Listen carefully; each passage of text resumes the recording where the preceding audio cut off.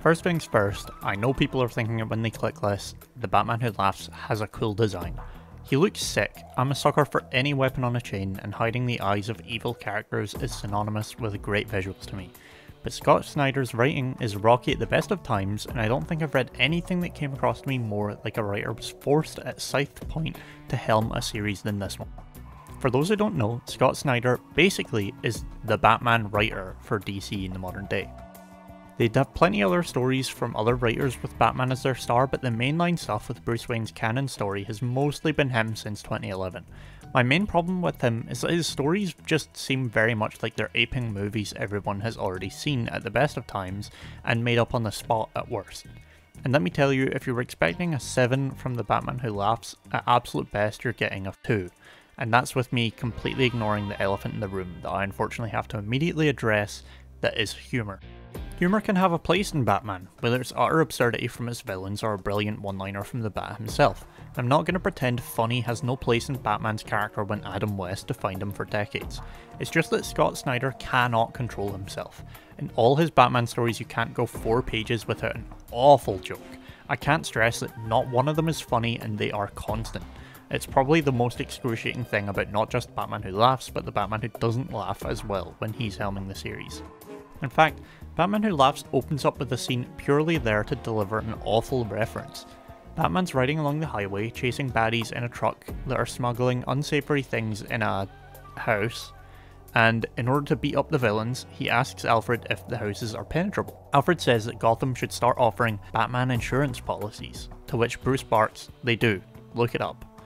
If that wasn't bad enough, this is actually set up for an even worse gag. He beats the goons up, only to then say, "For what it's worth, Batman insurance policies are called Dark Knight Returns." And just so you're aware, this awful humour isn't a Batman Who Laughs thing, it's a Scott Snyder thing. His breakout story, The Black Mirror, has plenty of these awful one-liners too, like Batman hitting an auctioneer and saying, "Sorry folks, I'm afraid bidding on this item just closed." Or when he tells a villain, "Now's the part where he runs," and he literally just says, "Meep meep sucker," and leaps and bounds away. It's this weird, dry, low-hanging fruit, obvious referential humour that just seeps throughout all of his comics. And while in Black Mirror, the star was actually Dick Grayson donning the cowl and not Batman, so I was willing to put it down to Dick's character rather than Scott's writing there, but it was in fact all Scott, and it's regardless of whatever story he's writing. And I say this all to lead into my first point on the actual writing that I absolutely hate. All throughout all of Scott's stories, characters just randomly say things off the top of their head that turn out to be 100% accurate. Batman is meant to be the world's greatest detective, and so across most stories you have him following clues and being led along before he puts the mystery together logically. He stops the bad guy before they complete their plan. Very easy Batman formula. Easy detective formula even. But Scott skips this lead along and following clues part at every single opportunity. So we find this house being smuggled had Bruce Wayne's own corpse in it, and we cut to Batman Who Laughs killing the Joker, or a body double of him at least. And then we get right back to Batman and Commissioner Gordon just explaining literally everything somehow. And let me tell you, it's stupid as all hell. Batman just sort of says, "It's my belief that Joker's heart contains a super toxin that'll be released when he dies, and turn whoever kills him into the next Joker." Which is of course bizarrely accurate for Batman to just sort of believe with no evidence, and is incredibly stupid. I don't know if anyone watching this knows anything about bioweapons, or simple household illnesses, but there's no plague that specifically kills you, the individual, when you kill its bearer.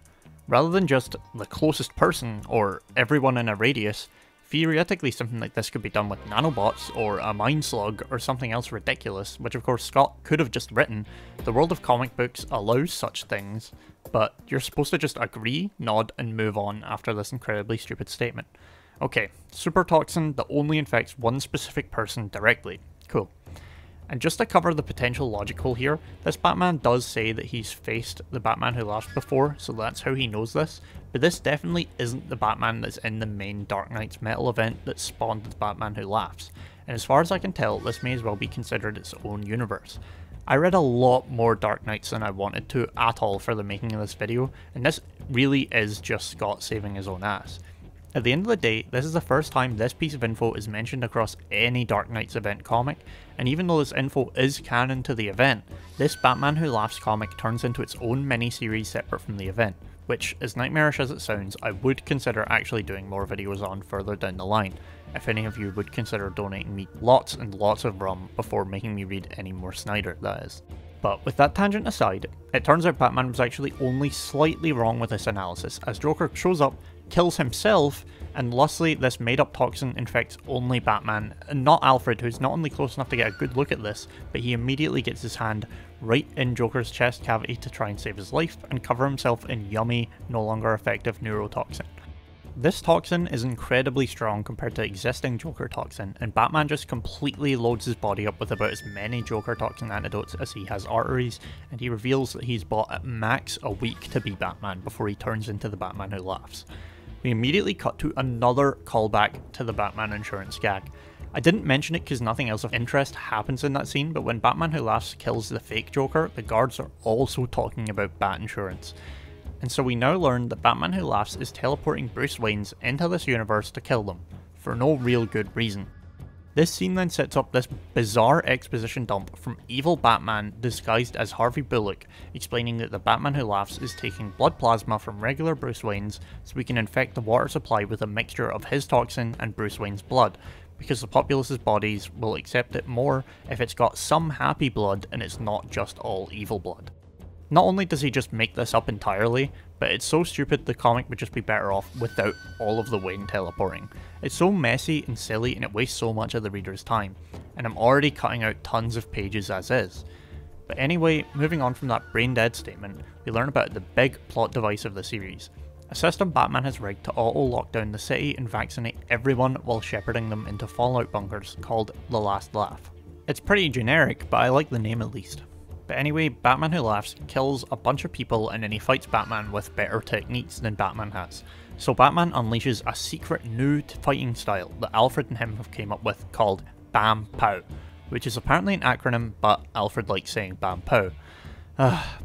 Batman then gets shot by the Grim Knight, who is just Batman with guns, and it was then revealed that they were fighting in Wayne Tower and that Batman Who Laughs is going to blow up with the wounded Bruce inside. But he escapes and everyone inside dies, never to be addressed again. Batman immediately just starts barking at Joker enough to wake him up from his coma, and he asks him what the Batman Who Laughs plan is. And Joker says he doesn't know, only James Gordon Jr. knows.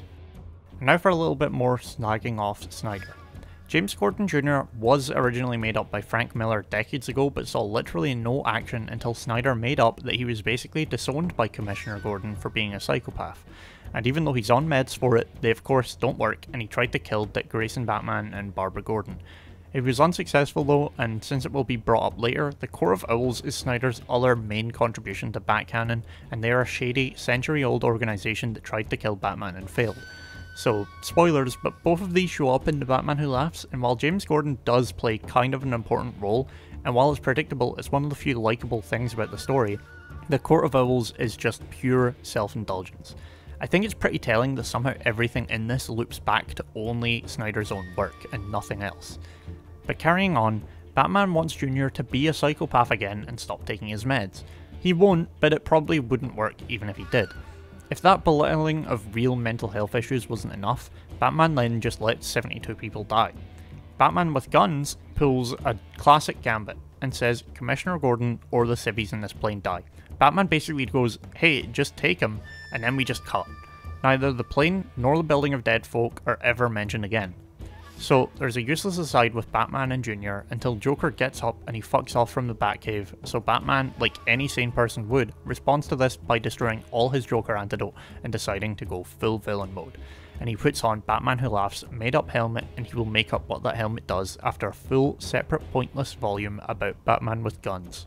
Predictably, he shot the guy who killed his parents right after they were killed, but unpredictably there's then like a full volume more backstory after that.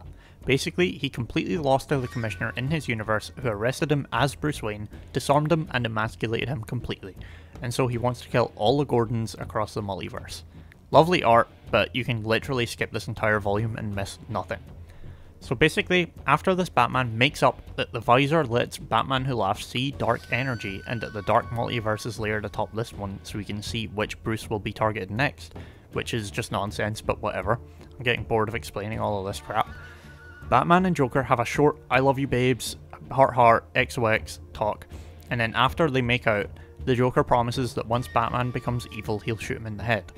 Bruce then goes to Blackgate, but a portal opens and he's suddenly in a Blackgate where Bruce Wayne is warden. Simultaneously, Batman with guns lets Gordon run from Robinlings, who are actually just juniors from other universes, which is again stupid. Meanwhile, Batman Who Laughs just says, "Hey, shoot Batman, he's the Batman who laughs," like he's playing Prototype 1. That must be Zeus! No! Oh, whoa, fuck, guys, hold it! Come on! Of course, this works, since everything does in this comic, and an actual somewhat nice twist happens. Batman just gets everyone to stop shooting by jokering out and threatening the lives of each and every guard individually, and then he just leaves. Back to the Gordons, and a typical "they're from the other universes, they're not me" scene happens that thankfully just doesn't get dragged out whatsoever, and then we see Batman Who Laughs pleading for something under a ray of light. This page is gorgeous and DC has tons of mythos to work with, but Scott Snyder does not have much mythos to work with, and he's pleading with the Court of Owls just for the sake of it, and then he just kills them all. 6 pages are wasted on this. Anyway, it turns out the last laugh protocol was already rendered useless since Batman Who Laughs just poisoned the reservoir regardless, and an awful villain speech ensues. He shows Batman Gotham from 1699 and he says the city was built for war, and since the last laugh gives him full control he can make it a bat fortress. And Batman then activates the protocol after pages and pages of melodrama. It's a good place to end a volume at least. But now for the worst typesetting of any comic of all time. Whenever Batman's having Jokerified thoughts or turning slowly into Joker, it turns into this awful looking, hard to read shade of red with smaller lettering for some reason. And I don't know why they choose a muted red against a grey background like this and not something bolder like a crimson so it stands out enough to be legible, but thankfully no text on this page matters. We cut to more melodrama and Bruce reveals his plan gives him control of this full city before anyone has been poisoned so he can lay a trap. Evil Batman becomes a literal drooling buffoon at this point. Batman Who Laughs goes off killing more Bruces because why not? And after another illegible page, Bruce basically rigs this huge portal under Wayne Manor and lures Batman Who Laughs in. After this huge tirade that Bruce is the only unhappy Batman and that he's the worst Batman, but he'll make a good Batman Who Laughs, the typical "I'll never be like you" battle ensues. Batman with guns gets wiped out by the 2 Gordons in Batman Beyond suits for fan service, and Batman Who Laughs says there's not a single Bruce who's happy, which is a bit silly because we've seen him kill 3 happy Bruces at this point. But Bruce says he knows a Bruce who's happy and he teleports in the child Bruce Wayne. Batman Who Laughs says that's not a very good trap and he doesn't take the bait. Bruce loses all his healthy cells and he gets hit with Joker Toxin 3000 at the end of this volume. Batman Who Laughs then fakes out that he's going to shoot himself while the Gordons wrestle a knife free from Batman with guns, and while Batman Who Laughs reveals that he knows Bruce faked being injected by making the needle show up green by hacking it, he then goes after the kid Bruce after he shoots Big Bruce. Alfred then tries to fend off Batman Who Laughs from the young Bruce while he's getting a mouthful about the Alfred on Batman Who Laughs world is still alive and brainwashed and Alfred can't save a single Bruce. Since you're this far for the video, I want to remind you guys before we get to the end, if you've watched this far and like the content, please like, subscribe and share the video. This content takes a lot of work and I'd really appreciate any love and support from you guys and it makes all this effort worth it. But right after this young Bruce escapade, Batman reveals that Alfred was not his secret plan and it was actually uranium laced harpoons, meant for impacting tanks and evil Batman. Which is a joke I actually like that then immediately gets trodden on the very next page, with Bat saying, "Those harpoons are high voltage by the way." It's just not very believably Batman like the evil Batman line is, and it's so stupid and poorly comedically timed. The harpoons are of course silly too, but they're in a positive way. The whole appeal of Batman Who Laughs in Dark Knight's metal was supposed to be over-the-top extremes, and a set of harpoon traps for a villain suits the story well. Then Batman picks up Martha Wayne's tombstone and beats Batman Who Laughs half to death with it. I know he's Jokerified at this point, but it still feels really distasteful, but thankfully this is over with as soon as it started, because Batman immediately gets shot in the skull by Joker right after like we were promised. And during this, Junior stabs Batman with guns to death and he loves it. Batman now stands cured after getting plenty transfusions and cute stuff within him, so mostly he's fine. And Alfred reveals that he told the young Bruce to avoid the theatre and that he can indeed save one Bruce, which is another cute end to that plot point. We then cut to Junior, who reveals that he was faking not being a psychopath anymore, and another stupid split hair happens where Batman argues he thinks Joker's toxin was purposefully decelerated, only for Alfred to be like, nah, it wasn't, but it was very Joker of him to make you assume that he did that, wasn't it? When it really wasn't a plot point until literally a couple pages ago. It's like a retcon to retcon. It's pointless even being there. We then see maybe the worst closing page ever. Commissioner Gordon decides it's Morbin time, and we can follow the continued story by seeing Morbius in theaters. Phew. And we're done. So I hope it's clear that I hated this story and why I hated it. It was an absolute slog to read through, and I'm sorry this took so long, but I really didn't want to be well actually'd by some massive nerd in the comments, so I read way more than I had to just to be sure the story did actually fully suck on its own merit, and it didn't just suck as part of an extended universe event. So anyways, if you guys like this and you want to see more, feel free to comment about wanting to see me cover Batman/Superman, and I'll rip Commissioner Morbin a new one. But that's all for this awful story, and until next time, like always, I'm just going to ask you guys to stay safe.